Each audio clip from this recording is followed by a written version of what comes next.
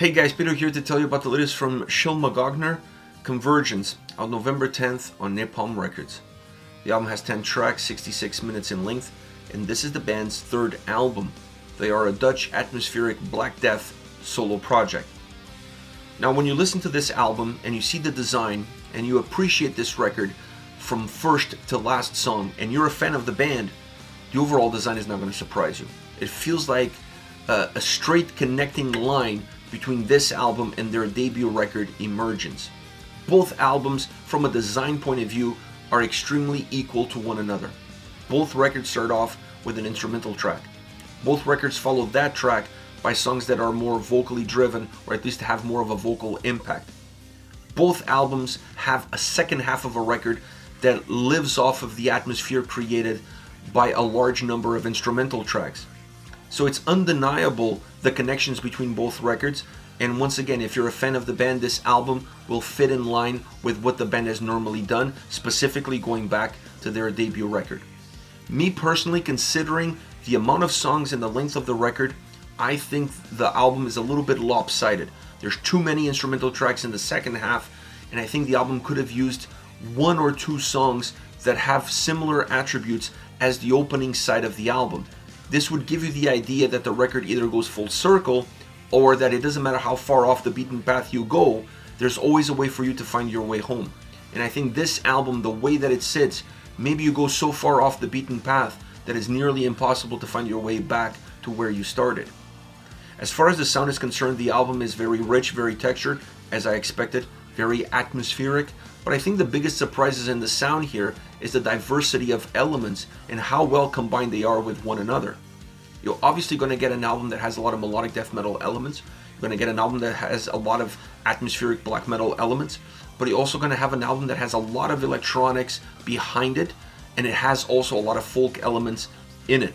These are the main four condiments of the overall soundscape of this record. Mixing them in within the same songs from song to song becomes the lifeline and becomes the driving force behind the entire album. I was not surprised with the melodic death metal side, I was not surprised with the atmospheric black metal side, but I was surprised with how they used the electronic side of their sound, and I was definitely surprised with some of the folk elements that they added to this record in terms of how more complete and how more rich the sound overall becomes just by infusing some elements here and there.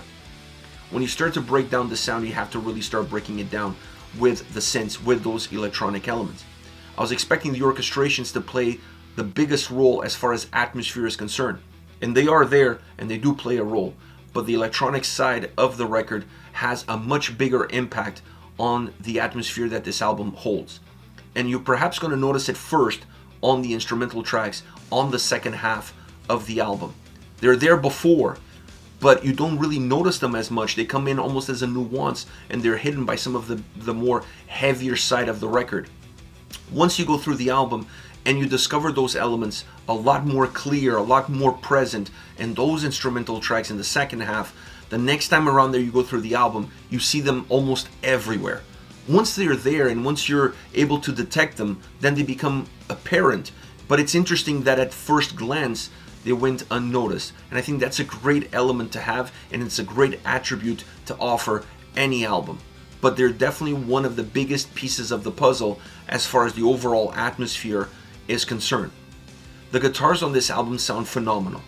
In the instrumental tracks, in the non-instrumental tracks, the diversity of approach, the diversity of execution, there's some incredibly beautiful songs on this album, and the guitars feel like they are always the starting point. They may not be the finish line, but they're always the starting point. They definitely have as big of an impact as the electronic side of the record has. I would say the two are the main pillars, are the main cornerstones of everything sonically that's happening within this record. When you look at drums and you look at bass, you see a different picture. They're more there as a complement.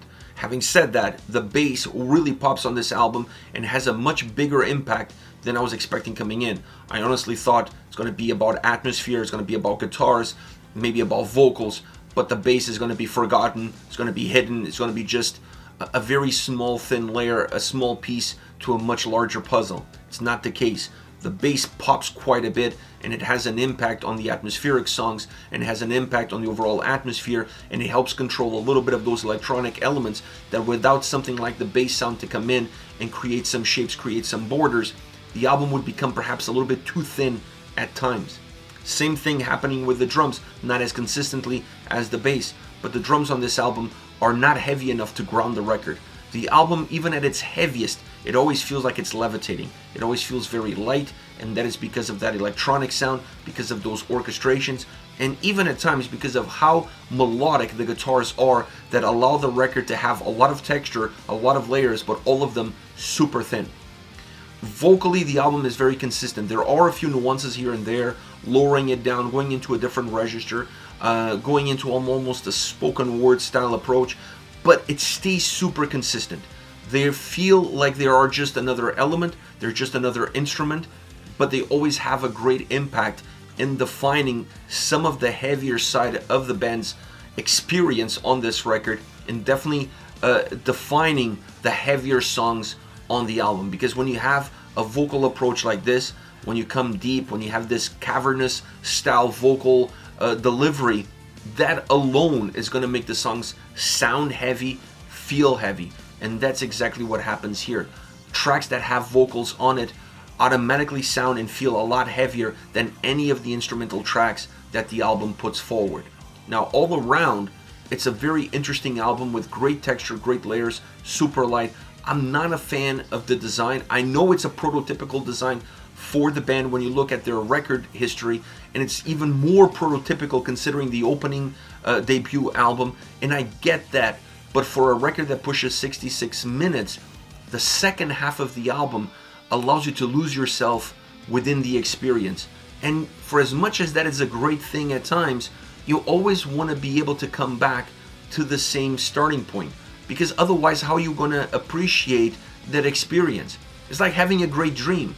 The beauty of having a great dream is waking up and remembering that you had a great dream. If you don't wake up and remember that you had a great dream, was it really that great? So I feel like the structure, the design of the album could have been better in order to facilitate a much better and easier experience for the listener. Having said that, I think the fans of the band are gonna love it regardless. As far as favorite songs are concerned, I want to start off with I Hear the Mountain Weep. This is the opening track, 10 plus minute opening song, instrumental track, massive track, easily the best song on the album. You're not going to hear me say this all the time. I'm not a huge fan of instrumental tracks to begin with, but this one is a massive song. It's massive, bigger than a mountain, bigger than Mount Everest. And it is one of those songs then, when you're listening to it, you feel like, this could only be instrumental because there's no room for vocals anywhere. And you feel like if vocals got added to this song, they would just ruin the song. So you want the track to be exactly as it is. Very atmospheric sound-wise, beautifully put together, cold at times, with great depth. The bass pops quite a bit, adding to the overall atmosphere of the song. Very guitar-centric, very guitar-driven. That is the main focal point, the main spinal cord of the entire track. Beautiful composition. It could have gone on for another 10 minutes. That's how good this song is. Not every band would have the balls to start off a record with a 10 plus minute instrumental track. It's not like these guys haven't done this kind of songs before, but still, it takes some courage to put an album together and start off an album with a song like this, even if it is a massive song, even if it is my favorite track on the entire record. Next we have Strata, a more melodic death metal style song in terms of the approach, in terms of the design, definitely in terms of the execution. It has that style, that approach, and the sound, and the vocals, and how everything comes together. Another track that has a great bass sound. Infusing the keys in this track adds atmosphere to the song, and then at the midway point, the track moves into a much thicker, heavier sound, almost into a thrash metal world. It goes from being a pure melodic death metal song into a very thrashy sounding song with more of up-tempo, more intensity.